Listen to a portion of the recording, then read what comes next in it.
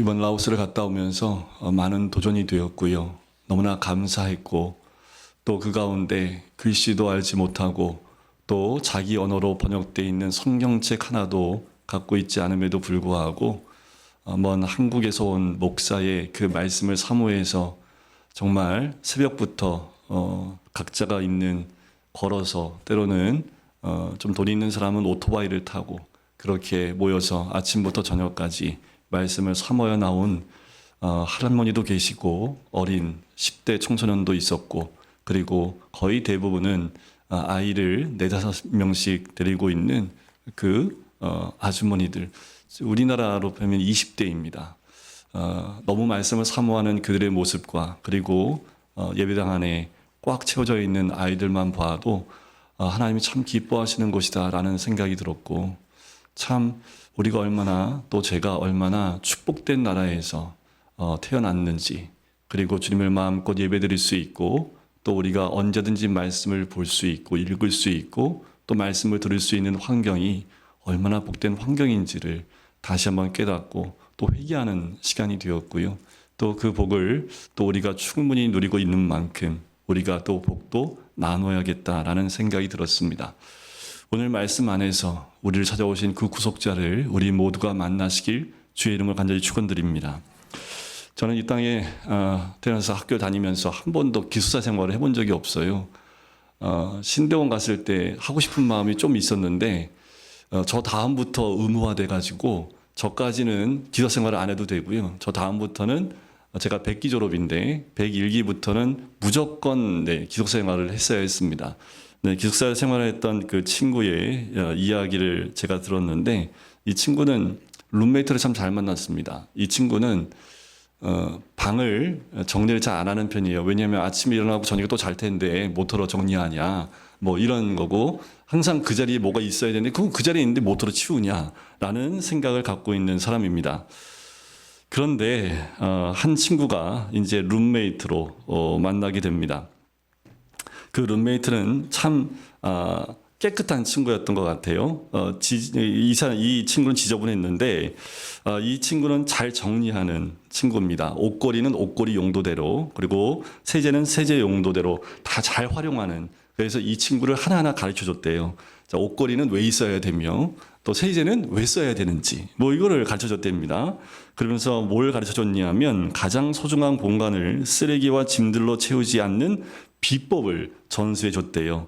또한 우리의 공간이 약취하는 고인물이 아닌 흐르는 물처럼 깨끗한 공간으로 바뀌고 있음을 계속 칭찬해 주면서 잘하고 있다고, 잘한다 잘한다 하면서 계속 칭찬해 줬대요. 물건이 정리되면 마음도 정리됨을 차근차근 알려주었습니다. 그리고 조금씩 자신이 바뀌었다라고 고백을 하는 거지요. 이 고백을 들으면서 예수 믿는 게 이와 같은 것 아닌가라는 생각이 들어요. 그리스도인들에게도 비슷한 일이 일어나는 것 같아요. 예수님이 우리의 삶에 들어오셔서 거주하시기 시작을 하면 내 안에 얼마나 더럽고 부족하고 교만하고 음란하고 지저분한지를 알게 되는 거지요. 그런데 우리 친절하신 예수님이요, 우리와 함께 하시면서 회개의 라이프 스타일을 살게 되도록 그렇게 우리를 안내하신다라는 겁니다. 시간이 조금씩 지나면서 언어와 습관이 바뀌어 나갑니다. 예수님과 더 친해질수록, 더 오래 어울릴수록, 그리고 십자가 사랑을 알수록 우리는 무엇이 바뀌어야 하는지 더 많이 알게 되는 거지요. 그래서 예수님을 만나고 함께 친구로 또 함께 이렇게 지내면서 우리 마음에 자연적으로 일어나는 것이 무엇이냐면 회개의 마음이 일어납니다. 더러웠던 것들을 치워나가는, 그리고 지저분했던 것들을 이렇게 깨끗하게 나가는 회개의 과정들이 일어나는 거지요. 이런 회개들입니다. 하나님이 있다는 것을 알면서도 하나님을 위해 일하지 않는 것, 하나님의 자녀인데 악한 영에 귀를 기울이고 그것을 두려워했던 것, 주님은 나를 용서해 주셨는데 나는 남을 용서하지 않는 것, 하나님께서 오케이 하지 않았음에도 불구하고 먼저 그 일을 해버리는 것, 하나님과 대화하는 시간을 없애버리는 것 등등, 우리의 삶 가운데 회개함으로 주님께 나가는 이런 모습들이 우리의 삶을 조금씩 바꾸어 나가는 거지요. 친절한 주님께서 우리를 회개의 생활로 바꾸어 가십니다. 우리가 매일매일 주님 앞에 이 모습을 발견해 나갈 때 우리의 삶은 정돈되어지고 또 깨끗하고 빛나는 삶으로 나가게 될 줄 믿습니다. 오늘 본문의 말씀이 그와 같은 말씀이에요. 이스라엘 백성들은 이사야 선지자를 통해서 하나님의 음성을 들었습니다. 하나님께서는 이사야를 통해 축복이 아니라 이스라엘 백성의 죄를 지적하셨습니다. 하나님께서는 변명할 수도 거부할 수도 없을 만큼 전곡을 콕 찌르는 거예요. 여러분들 전곡을 딱 찔리면 어떻습니까? 느낌이. 일단 반응이 어때요? 손살에 치죠. 아니라고. 무슨 일, 어디 그런 말을 하시냐고. 난 절대 그렇지 않다고 그렇게 하는데, 근데 너무 전곡을 딱 찌르면 아무 말도 못 합니다. 그것이 우리들의 모습 아닐까요? 그런데 놀라운 건 뭐냐면 하나님께서 이렇게 죄를 지적하셨을 때 이들의 반응입니다. 이스라엘 백성들이 자신의 죄를 인정하고 잘못과 허물과 이 모든 것들을 고백했다라는 거지요.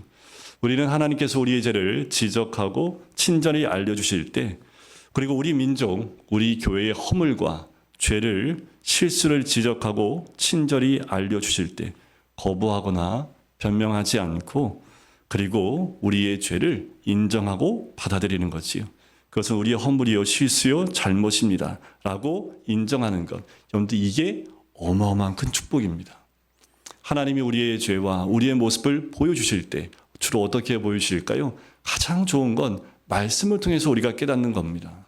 우리가 주님과 함께함을 통해서 우리로 하여금 깨닫게 하시는 우리의 잘못된 모습들, 우리의 연약한 모습들, 바뀌지 않은 습관들, 이 모든 것들이 눈에 보이고 또 그런 것들이 깨달아질 때 우리가 회개하고 돌이킴을 통해서 주님께 회개하고 고백함을 통해서 그 복을 누릴 수 있는 거지요. 하나님께서 죄를 지적하실 때 이스라엘 백성들은 두 가지 반응을 보입니다. 죄의 결과와 죄의 원인을 인정을 해요.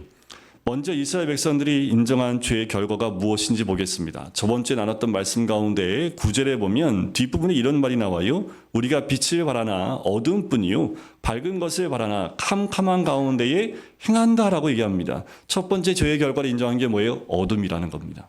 이스라엘 백성들은 자신들이 살고 있는 현실은 빛이 아니라 어둠이었다라고 인정을 합니다. 어떤 사람은 아픈데도 아픈 것을 인정하지 않지요. 실패했는데도 실패한 걸 인정하길 원치 않습니다. 끝까지 부인하려고 하는 것이 우리들의 모습이지요. 하지만 이스라엘 백성들은 인정을 해요. 우리는 빛이 아니라고, 어둠이라고, 어둠 속에서 비틀거리고 있다는 사실을 숨길 수 없다고, 인정할 수밖에 없다라고 얘기하는 거예요. 흑암과 죽음만이 가득한 이 현실들을 이스라엘 백성이 인정한 겁니다. 두 번째는 맹인입니다. 10절에 나오지요. 우리가 맹인같이 담을 더듬는다. 눈 없는 자같이 두루 더듬는다라고 얘기를 해요. 이것이 생생한 죄인의 모습입니다. 우리가 다 본다고 하지만 우리가 맹인처럼 영적인 어둠 가운데 더듬거리고 있지는 않습니까? 이 길이 맞는지, 내가 하고 있는 행동들이 맞는 건지도 잘 모르고 다 보고 있다고 하면서 하나도 볼 수 없는 환경 가운데 더듬더듬하며 살고 있는 영적인 모습이 우리의 모습은 아닙니까? 라는 거지요. 건강한 사람처럼 보여도 이미 죽은 시체나 다름없는 자신들의 모습을 더 이상 감추지 않고 인정하는 이스라엘 백성의 모습이지요. 사실 이스라엘 백성이 죄를 인정하는 건 기적과 같은 일입니다. 은혜는 자신이 죄인인 것을 감추지 않을 때 그때 비로소 시작이 되는 거지요. 그런 의미에서 고백은 고통스럽지만 그리고 힘들지만 아름다운 은혜가 있습니다. 고백은 우리에게 희망과 꿈을 줍니다. 자기의 비참한 모습을 인정하고 죄를 고백하는 것, 그것은 하나님이 함께 하시는 시작이고 주의 구원이 우리 가운데 임한 모습의 시작입니다. 세 번째는 비참함이에요. 11절에 보면 끝에 이렇게 나옵니다. 정의를 바라나 없고 구원을 바라나 우리에게 멀다라는 거예요. 곰처럼 울부짖고요. 집 잃은 비둘기처럼 슬프게 울어도 공의와 구원은 점점 멀어지고 있는 것을 인정하고 있는 모습입니다.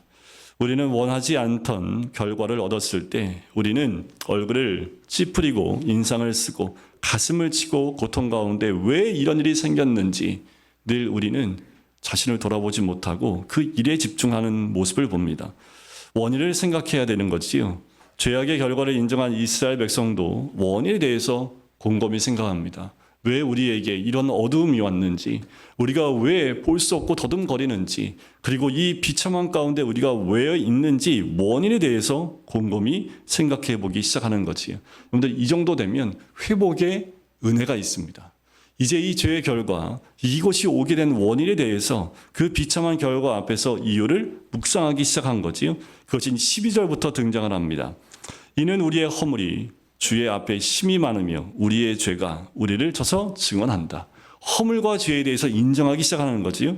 이 우리의 허물이 우리와 함께 있음이니라. 우리의 죄악을 우리가 아나이다라는 거예요. 죄가 없다고 막 우겼지만 가만히 묵상해 보니까 죄밖에 없다라는 거예요. 그래서 이스라엘 백성은 그렇습니다. 주님, 저희가 주님 앞에서 저지른 죄가 너무 많습니다. 우리의 허물을 우리가 고발합니다. 우리의 죄가 우리에게 아직 있으니 우리의 사악함을 인정합니다. 고백을 하는 거지요. 이 죄의 원인은 세 가지로 고백을 합니다. 첫 번째는 여호와를 거역하고 배반한 거예요. 13절을 보실까요? 우리가 여호와를 배반하고 속였다라고 얘기하죠. 이스라엘 백성이 우리가 여호와를 배반하고 속였다고 얘기합니다. 그 전에는 하나님 나한테 너무하신 거 아니야. 우리가 매일 예배 드리고 제사 드리고 하나님께 또 우리 제물도 드리고 이렇게 우리가 신앙생활 하는데 하나님 우리한테 너무한 거 아니야 라고 생각을 했는데 비참한 결과 앞에서 과거를 가만히 묵상해 보니까 하나님 앞에서 온전하지 못했던 자신들의 모습을 떠올리는 거예요. 우리는 하나님을 거역하고 배반했고 하나님께 등 돌리고 조롱했다라는 겁니다. 그래요. 예수님이 오셨을 그 당시에도 바리새인과 서기관들의 모습들 철저하게 안식을 지켰고 철저하게 절기를 지켜나갔지만 여전히 그들 가운데엔 하나님을 인정하지 않은 삶이 있었다라는 거지요.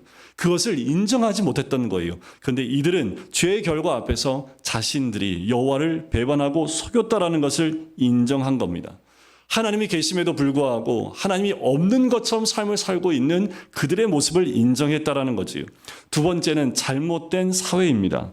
14절을 보세요. 한번 같이 읽어볼까요? 14절입니다. 시작. 정의가 뒤로 물리침이 되고 공의가 멀리 섰으며 성실이 거리에 엎드러지고 정직이 나타나지 못하는도다.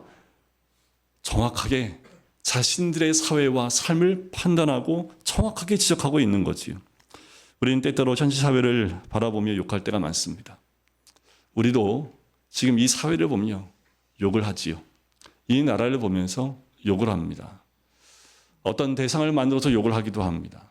이 사회의 잘못에 대해서 욕을 하고 이 현실에 대해서 원치 않는 이야기를 합니다. 하지만 정작 우리 사회를 그렇게 만든 장본인이 누굴까요? 이것은 남 탓이 아니라 바로 우리라는 것을 인정해야 합니다. 질서를 지키지 않고 잘못된 것을 그대로 인정하니 고의는 멀어집니다. 성실은 길바닥에 엎드러지고 정직은 나타나지 못하고 이 모든 것 바로 우리가 했다라고 이스라엘 백성은 고백하고 있는 거예요. 세 번째 원인은 성실이 없으니까 악하게 살지 않는 사람들은 악하게 살지 않으려는 사람들이 피해를 보는 거지요. 15절을 보시면 성실이 없어요. 악을 떠나는 자가 탈취를 당한다라고 얘기합니다. 오히려 성실하게 살려는 사람들이 피해를 입습니다. 오히려 탈취를 당해요. 이것을 보시고 하나님이 어떠셨을까요? 15절 끝에 이렇게 나옵니다. 그 정의가 없는 것을 기뻐하지 아니하신다라는 거예요. 기뻐하지 않는다는 말은 무엇을 의미합니까? 하나님이 슬퍼하신다라는 거예요. 믿음 가운데 세워져 있지 못한 이스라엘 백성들, 하나님을 믿는 백성들이고 하나님의 택한 백성들임에도 불구하고 하나님이 그들을 보니까 그 정의가 없고 성실하게 사는 자들이 오히려 지금 탈취를 당하는 이 상황 가운데 하나님은 슬퍼할 수밖에 없다라는 거지. 이스라엘 백성들은 하나님의 책망 앞에서 자신들의 죄를 인정했고 죄의 원인을 고백을 합니다. 이스라엘이 하나님 앞에서 허물을 인정하고 고백했을 때 그때 비로소 하나님의 구원이 시작됩니다. 죄를 인정하고 고백하는 것은 끝이 아닙니다. 그것은 곧 시작입니다. 하나님의 슬픔이 인간의 구원의 시작이지요. 하나님은 이스라엘이 처한 상황을 너무 슬퍼하셨습니다. 그래서 그들을 구원하기 위해 인간의 구원에 개입하시는 거지요. 16절을 보세요. 없다고 말씀하세요. 사람이 없음을 보시며 중재자가 없음을 이상히 여기셨으므로라는 거예요. 하나님께서는 심판과 저주가 임한 인간을 불쌍히 여기셨습니다. 그리고 그 가슴이 아파하고 또 슬퍼했던 주님께서 다 죽어가는 인간을 구원하시기 위해서 중재자를 찾으셨는데 없는 거예요. 그렇게 아끼고 사랑하는 인간이 절망과 죽음을 향해 가고 있는데 도와줄 사람이 없어요. 하나님의 뜻을 대변하며 또 중재자가 될 사람이 없는 거지요. 상황이 이렇다 보니 어쩔 수 없이 하나님이 직접 그들의 구원 가운데 임재하시게 됩니다. 하나님께서 직접 중재자, 구원자가 되기로 하신 거지요. 그래서 예수님이 이 땅 가운데 오신 겁니다. 그 이 땅 가운데 오신 주님이 어떤 모습인지 17절부터 19절까지의 내용이 바로 하나님께서 오시는 모습을 묘사하고 있는 거예요. 갑옷을 입으셨습니다. 투구를 쓰셨고요. 그리고 속옷으로 보복을 삼으시고 열심을 입어 갑옷으로 삼으시고라는 거지요. 인간의 구원자, 중보자, 중재자가 되셔서 팔을 걷어붙이시고 그들을 구원하기 위해서, 우리를 구원하기 위해서 이 땅에 오시는 하나님의 모습입니다. 인간의 구원을 위해 모든 것을 다 포기하시고 하나님께서 인간이 되신 거지요. 하나님께서 공의를 갑옷으로 입으시고 구원을 투구 삼아 머리에 쓰시고 보복을 속옷으로 입으시고 열심을 겉옷으로 두르셨습니다. 여기서 우리는 하나님이 우리를 향한 사랑과 또 우리를 구원하기 위해서 어떠한 모습을 우리에게 준비하고 오시는지를 우리는 볼 수 있고 하나님의 의지가 얼마나 강력한지도 우리는 볼 수 있습니다. 하나님께서는 그들의 행위대로 갚으시고 적들에게 분노하시고 그 원수들에게 보응하시고 섬과 열방들을 공격하겠다라고 말씀을 하세요. 하나님께서 주저하지 않고 오시겠다라는 겁니다. 여러분, 이스라엘 백성이 회개함으로 주님께 나아가고 자신들의 그 죄의 결과와 그 죄의 원인들을 주님 앞에 고백할 때 하나님은 그들을 구원하기 위해 직접 그들을 구원하는 중재자로서 구원자로 오시겠다라는 거지요. 그리고 그들을 구원하시겠다라고 말씀합니다. 여러분, 지금도 주님은 우리에게 이렇게 찾아오시는 하나님인 줄 믿습니다. 우리가 주님 앞에 무릎 꿇을 때 그때 바로 우리를 만나주시고 우리를 구원해 주실 뿐만 아니라 우리 삶 가운데 역사하시고 우리가 괴로움 가운데 있을 때 우리를 위로하실 뿐만 아니라 우리의 작은 시름에도 우리의 소리에 응답하시는 우리 하나님이신 줄 믿습니다. 이제 승리의 개선가가 불려요. 구원의 클라이막스가 다가오는 것이 20절 말씀입니다. 우리 20절 같이 한번 읽어볼까요? 20절입니다. 시작. 여호와의 말씀이니라. 구속자가 시온에 임하며 야곱의 자손 가운데에서 죄가를 떠나는 자에게 임하리라. 이 말씀이 우리 개인과 가정에 또한 우리 교회에 임하시길 주의 이름으로 간절히 축원드립니다. 그래서 시온은 이스라엘, 예루살렘을 상징합니다. 시온의 회복은 하나님의 회복과 임재를 의미해요. 하나님께서는 이스라엘 백성들에게 자신을 보여주고 구원을 베풀어주고 축복하신다는 그 뜻으로 임한다라는 단어를 쓰신 거예요. 이것은 메시아에 대한 예언입니다. 우리가 하나님의 구속자로서 우리에게 임하시는 것, 바로 시온에 임하신다는 것은 주의 택한 백성에게 임하심을 의미해요. 야곱의 자손 가운데에서 죄가를 떠난 자에게 임한다라는 거지요. 우리가 날마다 우리의 죄에서 떠날 때마다 하나님은 우리에게 임재하십니다. 우리 하나님은 늘 우리 가운데 임재하기를 원하시고 우리의 삶 가운데 역사하기를 원하시고 내 삶의 현장 가운데 구원의 주로 메시아로 함께 하시길 원하신다라는 거예요. 그런데 새 학기 시작할 때 우리 아이들은 기대감도 있지만 두려운 마음도 있지요. 새 친구를 만나는 기대감, 하지만 새로운 환경 가운데 또 다시 적응해야 되는 그런 두려움도 있습니다. 또 우리는 주일이 지나면 월요일 날 각자의 삶의 자리에서 또 직장을 가요. 그러면 여전히 해결되지 못한 많은 문제들, 그리고 아직도 여전히 괴로움 가운데 있는 많은 것들이 우리를 기다리고 있습니다. 하지만 우리가 날마다 주님과 함께 동행하고 그곳에 하나님이 임재하실 때에 그 임재하심은 곧 회복과 하나님의 구원의 놀라운 역사가 우리 삶 가운데 또한 우리의 직장 가운데 임하게 되는 줄 믿습니다. 하나님께서는 인간을 구원하기 위해 인간이 되신 거예요. 이것이 하나님의 희생이요 하나님의 헌신입니다. 그런데 우리가 주를 위해 헌신한다고 하는데 그런데 하나님의 헌신만큼 우리가 헌신할 수 있을까요? 하나님이신데 인간을 위해서 헌신하시기 위해서 인간이 되신 거예요. 그런데 우리가 주를 위해서 어떠한 헌신을 할 수 있습니까?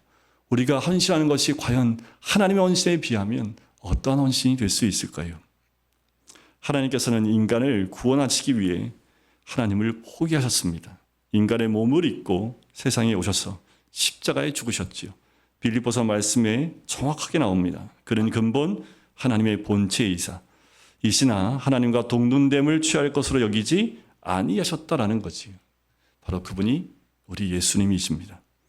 하나님은 이스라엘을 버리지 않으시고 예루살렘을 버리지 않으시고 영광스러운 모습으로 찾아오세요. 20절 말씀에 나와 있는 것처럼 구속자로 시온에 오신다고 하셨고 또 야곱의 자손 가운데 죄가를 떠나는 자에게 오신다고 했습니다. 이것은 예언이고 언약입니다. 약속입니다. 하나님께서는 자기 백성을 잊지 않으시고 버리지 않으신다고 하는 것을 보여주시는 말씀이에요. 우리는 다음과 같은 말로 정리해 볼 수 있습니다. 회개하면 회복과 축복이 옵니다. 하나님은 시온을 잊지 않으시고 야곱의 자손을 잊지 않으신다는 것이 하나님의 약속이고 언약입니다. 하나님의 언약은 하나님 손해보셔도 바꾸지 않습니다. 절대로 불리해도 바뀌지 않습니다. 하나님의 약속은 절대 바뀌지 않아요. 그래서 언약입니다. 하나님께서는 내가 그들과 세운 언약이 있다고 선포하세요. 그 언약은 절대로 뒤집지 않습니다. 그 언약은 잘못되어도 이루어집니다. 언약은 지키는 것입니다. 하나님은 스스로 언약을 파괴하시지 않는 분입니다. 하나님께서 하신 언약은 반드시 꼭 지키십니다. 그러기에 여러분들 20절 말씀, 오늘 본문의 말씀을 잡으셔야 돼요. 이 말씀이 하나님의 언약으로 우리가 붙잡을 때에 우리의 죄에서 돌이키기만 하면 하나님은 우리를 붙잡으실 뿐만 아니라 또 우리 가운데 임하시겠다라고 말씀하는 거지요. 우리의 죄는 하나님의 사랑을 이기지 못합니다. 우리의 실수와 허물이 하나님의 신실함을 가리지 못한다라는 거예요.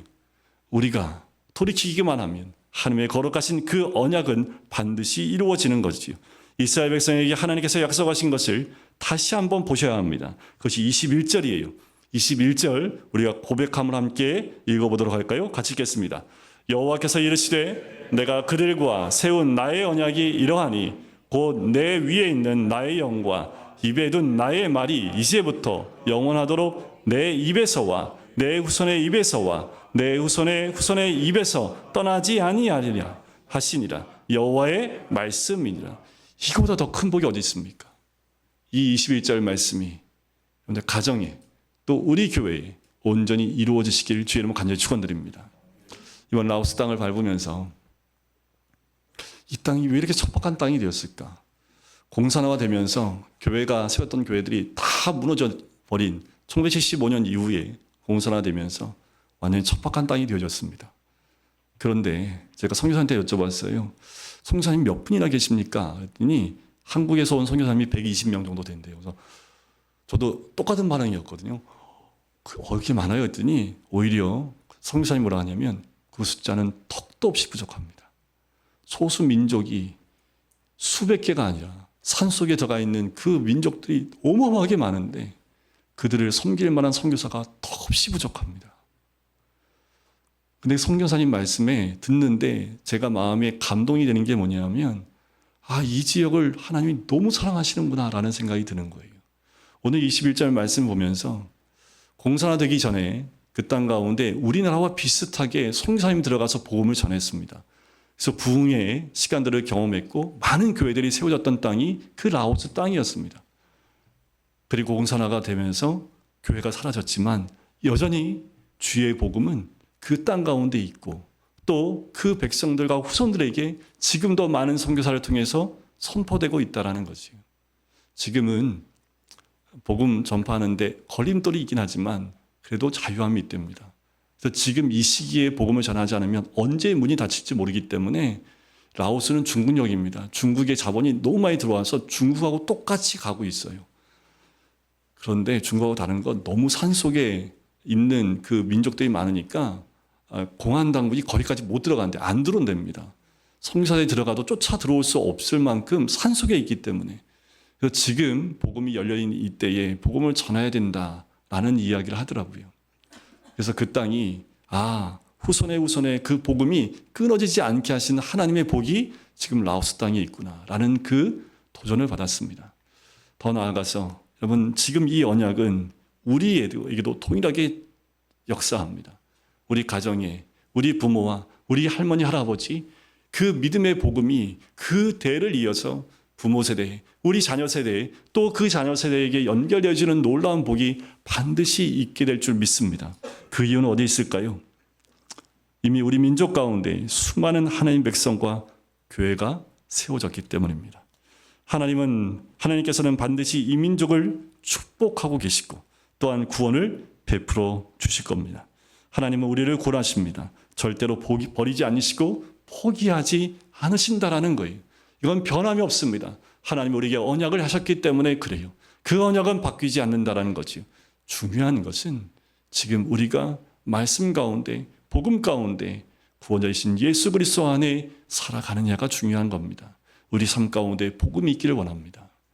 정말 오지에 있는 그 사람들은 복음, 그 말씀 하나가 마음속에 딱 왔는데 뭐냐면 복음을 전하면 믿는 사람들이 나온대요. 그냥 이렇게 모아놓고 복음을, 여러분들 복음 팔찌 같은 거 있지요. 사형리 같은 거 딱 전하면 믿겠다고 나온 사람이 우르르 나온답니다. 근데 문제는 그 다음이래요. 이분들이 뭐라고 얘기하냐면 우리 예배는 어디서 드려요? 라고 얘기한대요. 예배 드릴 데가 없어요. 예배 드리려면 30분에서 1시간을 나와야 됩니다. 선교사님이 그 말을 전도를 하고 난 다음에 교회가 없고 예배 드릴 처소가 없어서 그중 가운데 처음 믿는 사람한테 가정에서 시작하라고. 그래서 가정에서 예배를 시작해요. 어떻게 하는지 아세요? 말씀 한 절이 있고 찬양하고 끝입니다. 그런데 사람들이 모이기 시작을 한대요. 그냥 아무것도 못하고 말씀만 읽고 그리고 기도하고 찬양만 하는데도 사람들이 모이기 시작한답니다. 그곳에 하나님의 은혜가 저는 임했다고 봅니다. 여러분들 우리에게 주신 그 은혜와 복을 우리가 놓치지 않기 원합니다. 우리 자녀 세대에도 그 놀라운 복들이 연결되어지고 그 언약이 이루어질 수 있도록 지금 우리 세대가 해야 될 것들이 있는 거지요. 우리 모두에게 이 언약의 말씀이 임할 수 있도록 우리 현실을 바라보며 또 다시 한번 우리의 죄를 고백하고 믿음 가운데 세워지는 우리 모든 성도님 되시기를 주님의 이름 간절히 축원드립니다.